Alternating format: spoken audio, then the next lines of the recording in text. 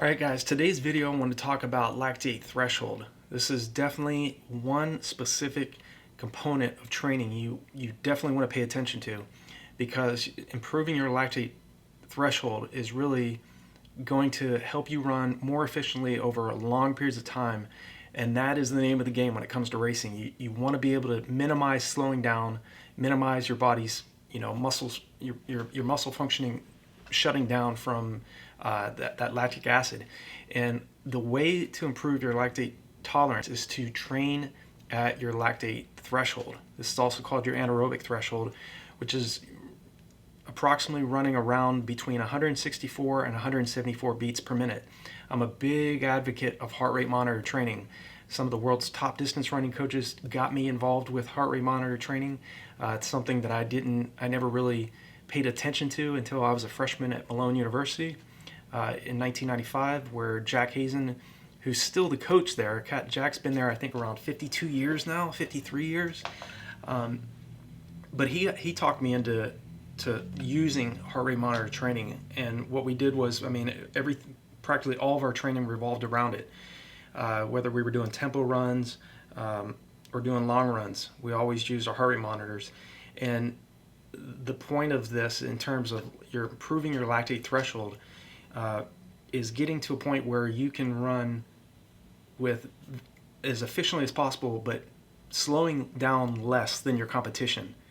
And it's really key to just keep in mind when you're focusing on lactate threshold and your anaerobic threshold training.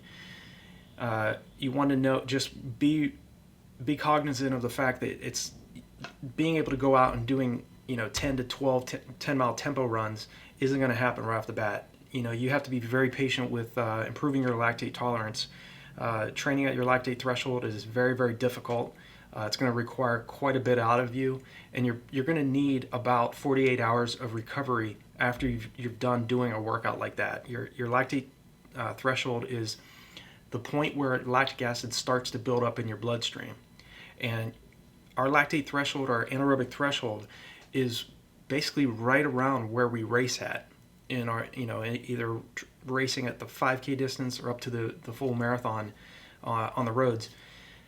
That's right around where we race at. So it's very, very important to be able to improve your body's capability of clearing lactic acid faster than it's building up.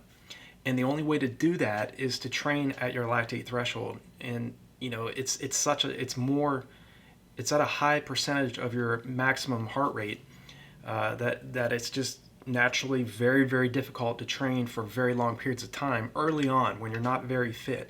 But as you get fitter, your heart doesn't have to work as hard, and you're able to run more efficiently over a longer period of time than you were when you first started your training cycle. So it's about periodization, and it's about progression. To improve your lactate tolerance and your body's ability to clear lactic acid faster than it's building up takes months and years.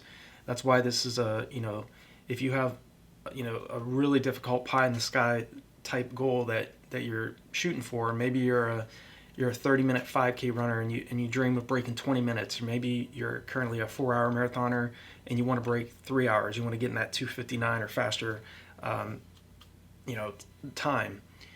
You have to just continue to remind yourself of the training that needs to be done to improve to train at your lactate threshold and to improve your lactate tolerance. And lactate threshold is critical in terms of your success at middle to long distance running. I had to continually train at this percentage of my heart rate for years to get to a point where I was able to break 2:20 for the marathon. If you're brand new to the channel, my name's Nate Pennington. I'm the founder of RunDreamAchieve.com.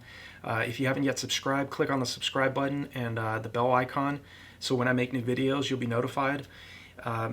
It's an honor for me personally to give back to the sport that's given me so much, and to help athletes such as yourself that are looking into more of the scientific aspect of training. But a lot of athletes, they've heard about lactate threshold, but they don't necessarily know specifically what that means. What it means is you want to train, you want to gradually over time train at a higher percentage of your maximum heart rate. Because what that does is it teaches, one, the heart to not have to work as hard at race effort, but it also allows you to run longer periods of time without your muscles shutting down on you. So it's very, very important to train at very high intensities. There's something also called your aerobic capacity, which your aerobic capacity is you basically training closer to your maximum heart rate. It's almost to the point, it's almost like your Vo2Max, which I made a video about that. You can click on that up on the top right hand corner of this video. And it's very important to train at your aerobic capacity, but it's equally important to train your lactate threshold. Train at your lactate threshold, or also known as your anaerobic threshold. And again, this is like where you're running between 164 and 174 beats per minute. It's well over 90% of your maximum heart rate.